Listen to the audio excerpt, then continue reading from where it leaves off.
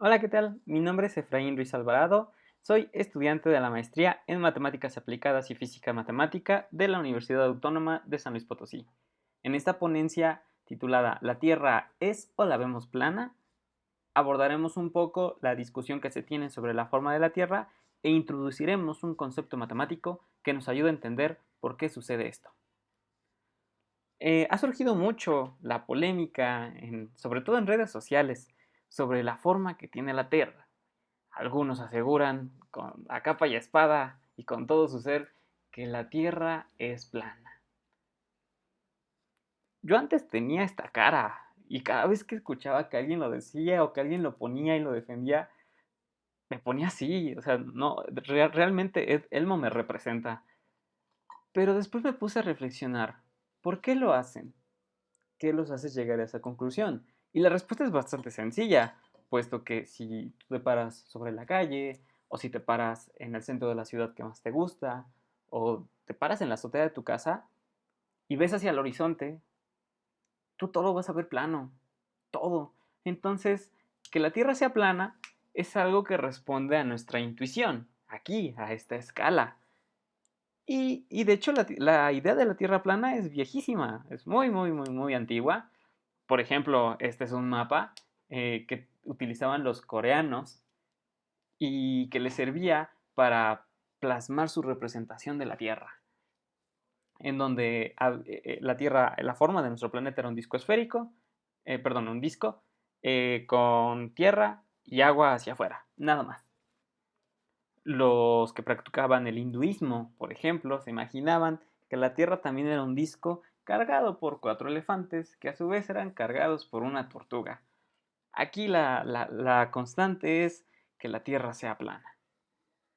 Anaximandro, por ejemplo, planteaba una Tierra plana, igual un disco con agua alrededor, en el que la distribución de la Tierra era similar a la de un círculo.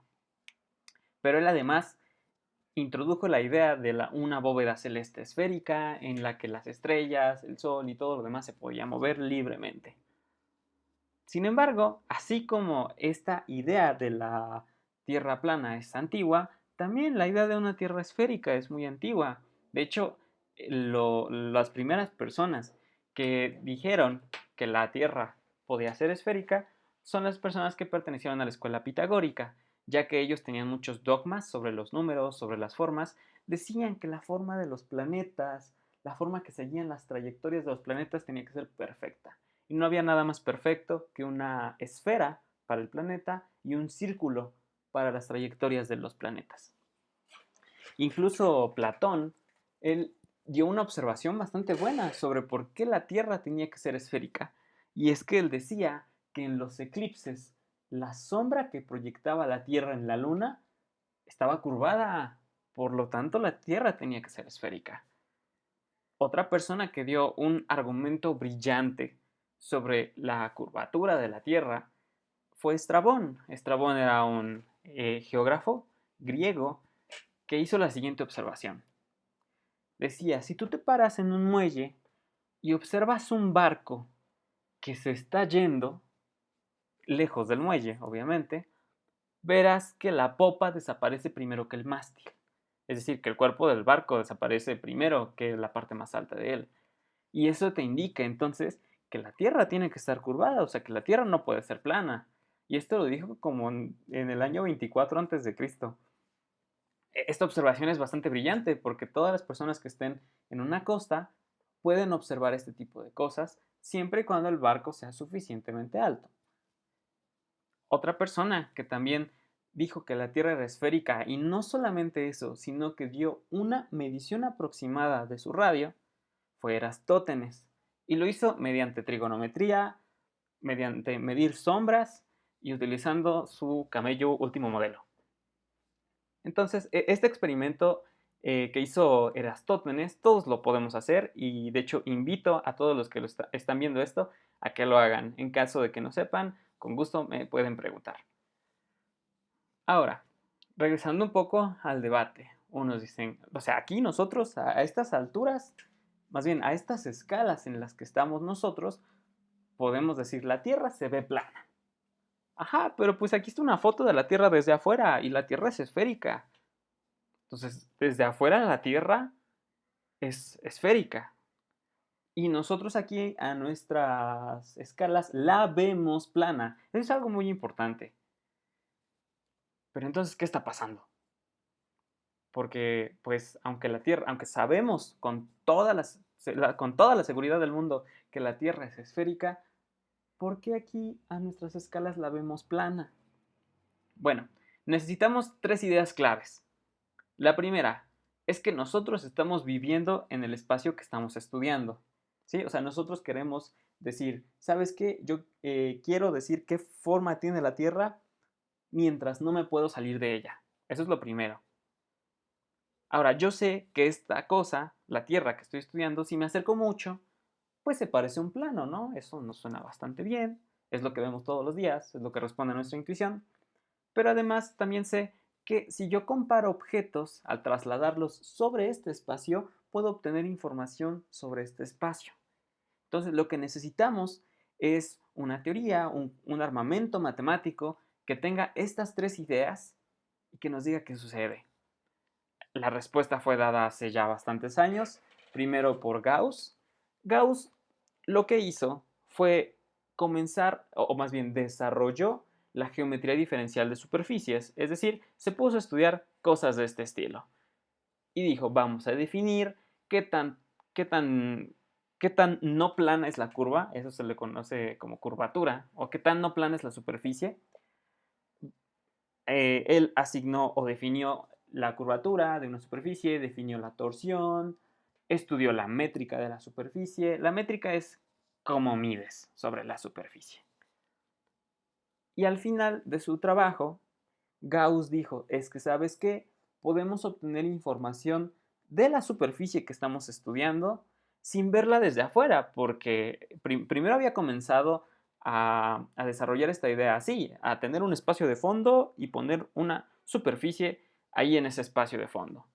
Pero al final de su trabajo se dio cuenta que no era tan necesario, que solamente con la superficie podía obtener información de la misma superficie. Riemann, Bernard Riemann, sí, el de la integral, él es el que continúa ese trabajo y lo que hace no solamente es decir que vamos a estudiar superficies, así nada más, sino que vamos a estudiar espacios más raros, más complejos, a los que podemos hacerles lo siguiente. Miren, de hecho, podemos estudiar este tipo de espacios. Las donas tienen nombre matemático, se llaman toros, y lo que hizo Riemann fue decir, estos espacios, que en principio no sabemos cómo son, si nos acercamos mucho, mucho, los podemos estudiar con un plano. Ahí, o sea, alrededor del punto en el que nos acerquemos, localmente se va a ver como un plano. Si me quiero ir a otro punto, bueno, pues tengo que ver qué le tengo que cambiar a mis objetos matemáticos para que vayamos a otro punto. Y entonces, Riemann lo que hizo fue desarrollar lo que se conoce como geometría diferencial de variedades, en los que la variedad es el objeto de estudio y la variedad es un espacio muy raro, en principio no sabemos qué forma tiene, pero que si nos acercamos mucho, mucho, lo podemos estudiar como un plano. Y eso representa ya una ventaja, porque a partir de ese estudio como un plano podemos hacer un análogo a lo que hizo Gauss, definir cosas como la curvatura, como la torsión, podemos definir una métrica y a partir de ahí podemos ponernos a estudiar espacios sabrosos como las donas o espacios un poquito más raros como estas cosas que están en pantalla. Estas cosas que están ahí se llaman botellas de Klein y lo que ven es una proyección de las botellas en 3 dimensiones, porque en realidad estas botellas viven en 4 dimensiones. Pero eso es aún mejor, porque entonces Riemann desarrolló una concepción de, de estudio en las que no importa la dimensión, lo podemos estudiar matemáticamente, aunque no lo veamos y aunque no podamos imaginarlo, pero se puede estudiar. Ahora, esto es bastante brillante y bastante bonito, porque no solamente la idea suena impresionante, sino que además tienen aplicaciones y aplicaciones verdaderamente fuertes.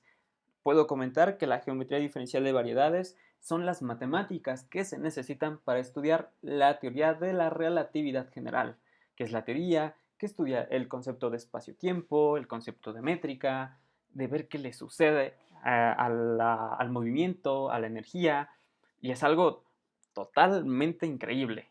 Es decir, cuando Einstein desarrolló su teoría, las matemáticas que se necesitaban para eso ya estaban. Es algo totalmente impresionante, pero no solamente nos sirven para estudiar lo muy grande, sino también lo muy pequeño, pues resulta que cuando uno se pone a estudiar los materiales o los sistemas de materia condensada en física, desde la mecánica cuántica en procesos adiabáticos, proceso adiabático quiere decir que no intercambie calor con el ambiente. Cuando uno estudia estos materiales bajo esas condiciones, resulta que aparece en todas las ecuaciones, aparece una fase que se le llama fase de Berry, y el estudio de la fase de Berry, que aquí entre compas se llama berriología, o le decimos berriología, resulta que necesita de las variedades diferenciables para poder estudiarse y poder explotar todo lo que nos dice, porque esa fase de Berry resulta que nos predice el comportamiento del material conforme las condiciones van cambiando. Entonces, las variedades diferenciables, al menos en la física, se aplican de una manera impresionante. Y bueno, hasta aquí espero que todos tengamos la misma cara y estemos igual de sorprendidos que los que vemos en pantalla. Los invito siempre a cuestionarse absolutamente todo, pues llegaríamos a pensar que estas ideas de la Tierra plana pueden sonar muy mal hoy en día, sin embargo, siempre hay que preguntarnos por qué sucede así, qué lo llevó a esa conclusión y tratar de entender qué es lo que está sucediendo. Entonces, los invito siempre a preguntarse y cuestionarse absolutamente todo. Muchas gracias por su atención.